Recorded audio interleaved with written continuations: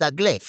மணி moms நல்லபடியா நமக்கு நல்ல ஒரு ஆக்ஷன் படமா குக் பண்ணி தருவாருன்னு பார்த்தா, செக்க சிவந்த வானம் அப்படிங்கிற மூவிய பார்ட் 2 எடுத்து நமக்கு அதே படத்த திருப்பி குடுத்திருக்காரு. அதுல 3 ஆக்டர சேர்ந்து நம்ம பிரகாஷ் ராஜ் இடத்துக்கு யார் வருவான்னு ஃபைட்ட போடுவாய்ங்க. இந்த படத்துல நம்ம எஸ்டிஆர் நம்ம ஆண்டவர் இடத்துக்கு வரதுக்கு ஒரு ஃபைட்ட போடுறாரு. இதுக்கு அதுக்கும் பெரிய டிஃபரன்ஸே இல்ல. 2ம் ஒண்ணா தான் இருக்கு. ஆனா இதுல கொஞ்சம் கொஞ்சம் அப்படி இப்படி பட்டிட்டிங்கனிலாம் பார்த்துருக்காய்ங்க. அதுவும் அவ்வளோ பெரிய சேஞ்சஸ்லாம் ஒண்ணும் இல்ல. நம்ம எஸ்டிஆரோட அப்பாவ ஆண்டவர் சாவடிச்சுருவாரு. அதுக்கு ரிவெஞ்ச் எடுக்கிறங்கிற பேர்ல நம்ம எஸ்டிஆர் திருப்பி ஆண்டவர பழி வாங்குவாரு.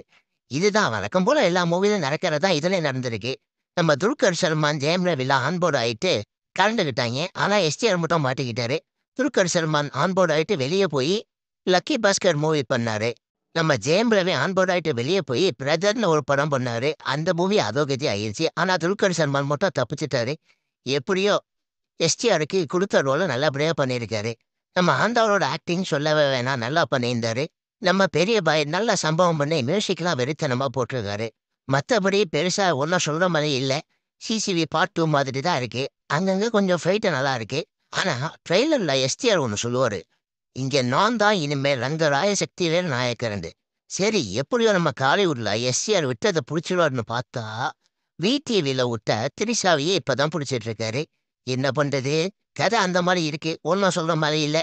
ஆனா கடைசி வரைக்கும் எஸ்டிஆர் அண்ட் த்ரிஷா 2 பேருமே இந்த படத்துல ஒண்ணாவே சேர முடியல. குறுக்க இந்த ஆண்டவர் அப்படிங்கிற மாரி கௌஷிக் மாரி வந்துட்டாரு.